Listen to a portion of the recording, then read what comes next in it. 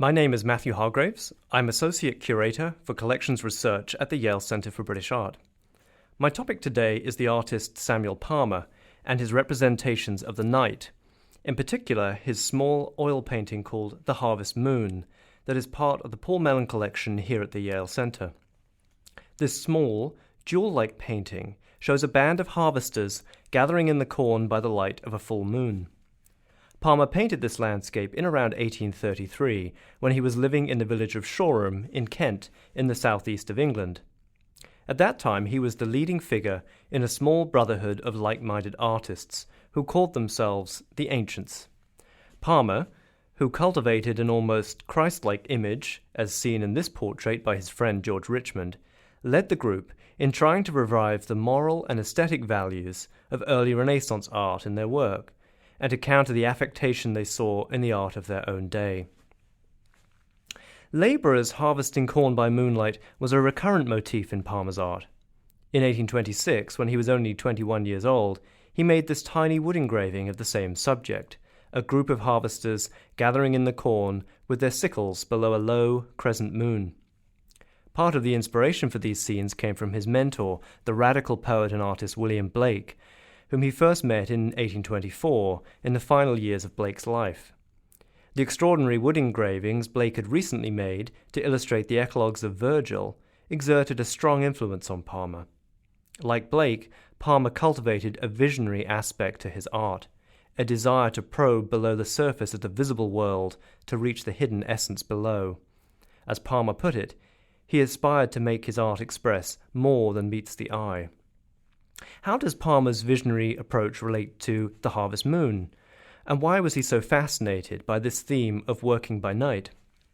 Undoubtedly, agricultural labourers did at times work into the night to gather in a large harvest. But we should not be fooled into thinking Palmer's seductive oil painting represents a documentary view of rural agriculture in the early 1830s. A conservative man, Palmer had retreated to Shoreham from London in search of an ideal rural society, uncorrupted by the manners and morals of the town, and based on an honest Christian peasantry. But he found the reality of rural life rather different. Everywhere lurked the spectre of political reform at a time when reformers were working to extend the vote and to end the corruption that allowed great landowners to effectively nominate their candidates to Parliament.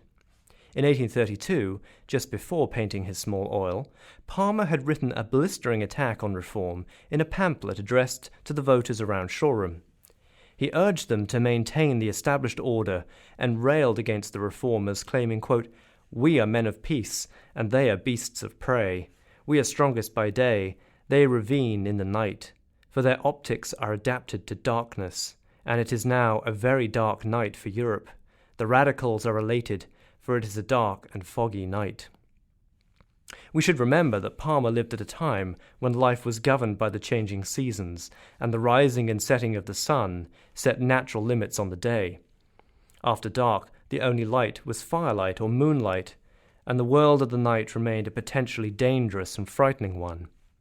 To Palmer, night represented the world of disorder, chaos, evil, and political unrest. Yet, in Palmer's painting, the harvesters work industriously, gathering in a large harvest, in the very opposite of a dark and foggy night. Their night is clear and the moon bright, allowing them to work unmolested by the forces of darkness. They have conquered the dark, both physical darkness and moral, philosophical, and political darkness. Yet the reality of life in Kent at this moment in history was quite different. Aside from the political unrest associated with reform, there was also an agricultural depression. Agricultural labourers suffered great hardship because their work was seasonal and precarious. One contemporary writer described them candidly as, quote, "a neglected, despised caste." The introduction of machinery into farming in the early 19th century further threatened their existence. Machine breaking and the burning of hayricks became common throughout the southeast of England as labourers sought to defend themselves against their harsh landowners. Their back-breaking labour being the foundation of the established order Palmer sought so desperately to maintain. Little wonder, then, that Palmer's vision of the night created an alternate world, an idyllic place where the harsh realities of rural life and political change are smoothed away, and their toil becomes part of the seductive beauty of the nocturnal landscape.